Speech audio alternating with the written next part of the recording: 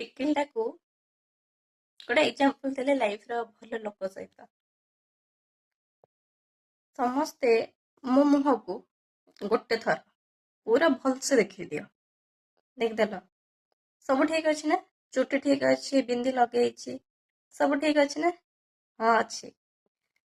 ତ ମୁଁ ଏବେ କଣ କରୁଛି, ବିନ୍ଦିଟାକୁ କାଢି ନଉଛି, ମାନେ ଯୋଉଟା କି ମୋ ସୁନ୍ଦରତାଟାକୁ 2 ଗୁଣ କରୁଛି। ମୁଁ ସେଇ ଜିନିଷଟାକୁ ହିଁ କାଢି ନଉଛି ହେଲା। ତ ବିନ୍ଦିଟାକୁ ମୁଁ କାଢିଦେଲି। ଏବେ କୁହ, ମୋ ମୁହଁରେ କିଛି ଗୋଟେ କମି ଲାଗିଲା ଲାଗିଲା ନା ନାଇଁ? ଲାଗିଲା। ତ ଠିକ ସେମିତି ଆମେ କଣ କରନ୍ତି ନା, ଆମ ଲାଇଫରେ ଭଲ ଲୋକଟାକୁ ହିଁ କାଢି କେମିତି ଫିଙ୍ଗି ଦିଅନ୍ତି।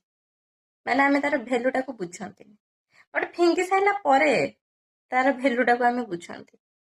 ମୁଁ ଯେମିତି ବର୍ତ୍ତମାନ ବିନ୍ଦିଟା କାଢିକି ଫିଙ୍ଗିଦେଲି, ଦେନ୍ ଏବେ ତାର ମୁଁ ଭ୍ୟାଲୁଟାକୁ ବୁଝୁଛି। କଣ ଭ୍ୟାଲୁଟାକୁ ବୁଝିଲି? ବିନ୍ଦିଟା ଯଦି ଥାନ୍ତା ମୋ ମୁଣ୍ଡରେ ତ ମୁଁ ଆହୁରି ସୁନ୍ଦର ଦେଖ। ଏବେ ମୁଁ କଣ କରୁଛି ନା, ଯୋଉ ବିନ୍ଦିଟାକୁ ମୁଁ ପକେଇ ଦେଇଥିଲି ତାକୁ ମୁଁ ଆଉ ଥରେ ଆଣିକି ମୋ ମୁଣ୍ଡରେ ଲଗେଇ ଦଉଛି। ଠିକ ଅଛି।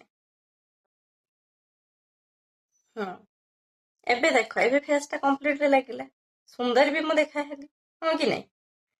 ତ ଏଇଟା କରିବାର ଏକ୍ସାମ୍ପଲ ଆକ୍ଚୁଆଲି କଣ ହଉଛି, ଆମ ଲାଇଫର ଏ ଫେସ୍ ଟା ହଉଛି ଆମ ଲାଇଫ। ବିନ୍ଦି ହଉଛି ଗୋଟେ ଭଲ ମଣିଷ। ଗୋଟେ ଭଲ ମଣିଷ ଲାଇଫକୁ ଆସିଲା ପରେ ତାକୁ ଯଦି ଆମେ ଏମିତି ଫିଙ୍ଗି ଦବା ତ ସେ ପଳେଇବ। ପଳେଇବ ନା ନାଇଁ? ତାପରେ ଜୀବନଟା ଅସୁନ୍ଦର ଦିଶିବ। ତାକୁ ଯଦି ପୁଣି ଥରେ ଆଣିକି ଆମେ ଲଗେଇ ଦଉଛନ୍ତି, ଜୀବନରେ ଆମେ ପୁଣି ଥରେ ରଖି ଦଉଛନ୍ତି, ତାହେଲେ ଜୀବନ କଣ ହଉଛି? ହସି ଉଠୁଛି, ଆମ ଲାଇଫ ହସି ଉଠୁଛି।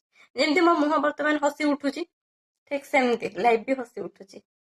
ତ ଏଇଟା ଯଦି କଣ ହବ, ବାରମ୍ବାର ଘଟିବ, ବାରମ୍ବାର ଆମେ ବାରମ୍ବାର ଲଗେଇବା ଖୋଲିବା, ଲଗେଇବା ଖୋଲିବା, ତ ତାପରେ ତାର କଣ ହବ, ଟିକିଲିର ଯୋଉ ଅଠାଟା ଅଛି ସେଟା କଣ ହବ, ଛାଡିଯିବ।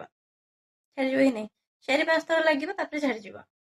ତ ଠିକ ସେମିତି ଲାଇଫରେ ଯଦି ଜଣେ ଭଲ ଲୋକ ଆସୁଛି, ତାକୁ ସାଇତିକି ରଖ। ଯଦି ଏଇ ଟିକିଲିଟାକୁ ମୁଁ ସାଇତିକି ରଖିବି, ମାନେ ତାକୁ ମୁଁ ୟୁଜ କରିବିନି, ଲଗେଇବିନି, ତାକୁ ସେମିତି ମୁଁ ବକ୍ସରେ ରଖିବି, ତ ସେ କଣ ରହିବ ନା?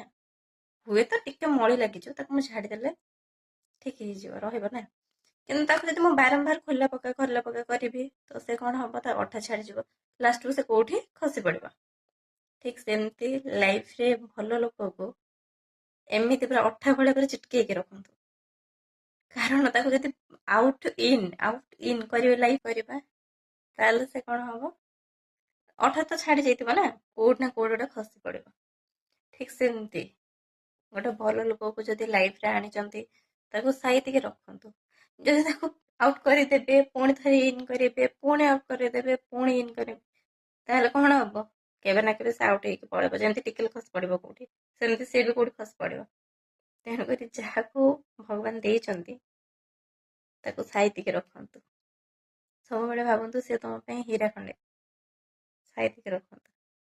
ନହେଲେ ଟିକିଲିର ଅବସ୍ଥା ଯାହା, ଆପଣ ଭଲ ପାଉଥିବା ଲୋକର ଅବସ୍ଥା ବି ଦିନେ ନା ଦିନେ ସେଇଆ ହେଇଯିବ। ଜୟ ଜଗନ୍ନାଥ।